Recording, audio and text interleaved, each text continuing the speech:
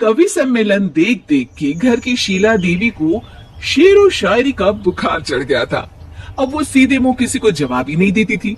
उनके पति और उनका बेटा तो काम करने घर से बाहर चले जाते थे और उनकी शायरी झेलनी पड़ती थी बहू रेणु को। अब सास बोलती नहीं, अर्ज करती थी, संदूक पे रखी संदूक, संदूक में रखे झुमके, बहू झुमके निकाल के दे मेरे, कहाँ लगा रही है ठुमके। माँ जी, झुमके तो आपके निकाल दूंगी मैं, लेकिन आपके दिमाग से ये शायरी का भूत कैसे निकलेगा? छोटे लोग नहीं समझेंगे, शायरी है शौक बड़ा, तू अपने काम से काम रख, मेरे काम में मत टांग अड़ा। शौक अलग बात है, लेकिन हर चीज में अपना शौक डाल देने से जग हसाई हो सकती है सासू माँ।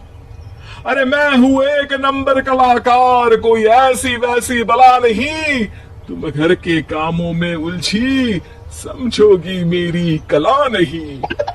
ठीक है माँ जी, आप नहीं समझती तो कोई बात नहीं, लाओ मैं आपके झुमके ही निकाल कर दे देती हूँ। बहू सास की झुमकी निकाल कर देती है और वहां से चली जाती है। शाम को बहू अपने पति से शिकायत करती है, सुनिए जी, आप माँ को कुछ समझाते क्यों नहीं? अरे क्या समझाना है माँ को? अरे अपनी शायरी थोड़ी कम करे ना। अरे तुमको उनकी शायरी से क्या दिक्कत है?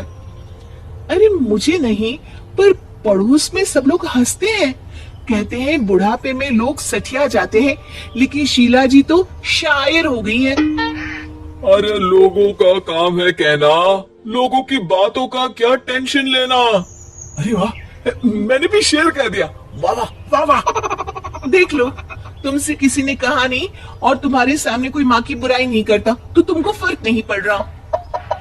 अरे तुम खामखा की बात का बतंगड़ बना रही हो। चलो चाय बना कर ले आओ मेरे लिए, साथ पियेंगे, कोई ढंग की बातें करेंगे। रेणु चाय बनाने लगती है। पहले वो अपने पति को चाय देती है, फिर सास को और आखिर में अपने ससुर को। लेकिन वो देखती है कि ससुर जी कुछ परेशान से हैं। क्या हुआ ससुर जी, कोई बात हो गई है क्या? अरे तेरी सास बात बात पे शायरी करती है। कल मैंने पूछा कि खाना खाया तो तेरी सास ने क्या जवाब दिया पता है? अरे गलती की और आरोपी ने कोड़े खा लिए फटाफट, खाना तो नहीं पर पकोड़े खा लिए झटाझट। अब बता क्या जवाब दूं इस बात का? वो तो सभी से शायरी में ही बात कर रही है, मुझे भी समझ में नहीं आता कि क्या करूं मैं। बेटा उसको उसी की भाषा में जवाब देना पड़ेगा, मैं तो आम बातचीत में भी उसके सामने कुछ नहीं बोल पाता, शायरी में क्या बोलूंगा भला। ससुर ने जैसे ही कहा कि उसको उसी की भाषा में जवाब देना पड़ेगा, बहू को ये बात जच गई। अगले ही दिन वो शायरी की कुछ किताबें लेकर आई और शायरी की प्रैक्टिस करने लगी ताकि सास को उन्हीं की भाषा में जवाब दे सके। उसने दिन रात एक कर दिए। एक दिन सब साथ में बैठकर टीवी देख रहे थे, तभी रेणु सबके लिए बिरयानी बनाकर लाती है, लेकिन सास को बिरयानी भाती नहीं। कौवा करता काऊ काऊ, चिड़िया बोलती ची ची, इतना खराब बिरयानी बनाई है कि मुंह से निकले छी छी।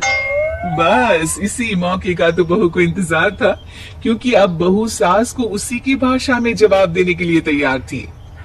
माँ जी हमको अपनी ये बेकार शायरी ना सुनाइए, जैसी भी बनी है बिरयानी चुपचाप खाइए। ससुर जी और रेणु के पति ने रेणु का जवाब सुनते ही जोर से ताली बजाई और सास ने जब रेणु का शायराना जवाब सुना तो उनके गले में बिरयानी अटक गई। बहू ने एक और शायरी का तीर छोड़ा। शायरी में बहू के सामने सास हो जाएगी ढेर, क्योंकि सास मारेंगी एक शेर तो बहू मारेगी 1.25 शेर। सास को छोड़ के सब वाह वाह करने लगते हैं। आज पहली बार सास को नहले पे दहला मिला था और रेणु ने सास का मुंह चुप करा दिया था।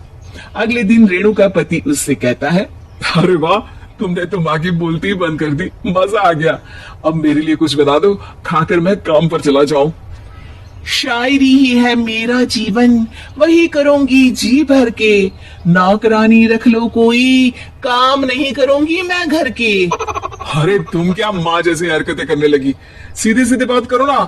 हो गई कल शायरी, रोज थोड़ी ना करोगी। शीशी भरी गुलाब की पत्थर पे फोड़ दो, जो मुझे शायरी से रोके उसके कान मरोड़ दो। पति घबराकर वहां से चला जाता है और बाहर उसके पिताजी के पास जाकर बैठ जाता है। दोनों अपनी बीवियों की शायरी से परेशान है। ससुर को पछतावा होता है कि क्यों उसने बहू को सास की भाषा में ही जवाब देने का आइडिया दिया।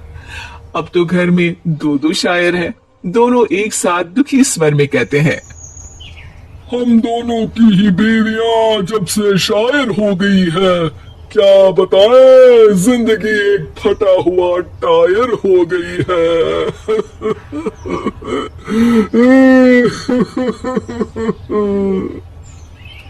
हम दोनों की ही बीवियां जब से शायर हो गई है, क्या बताएं जिंदगी एक फटा हुआ टायर हो गई है।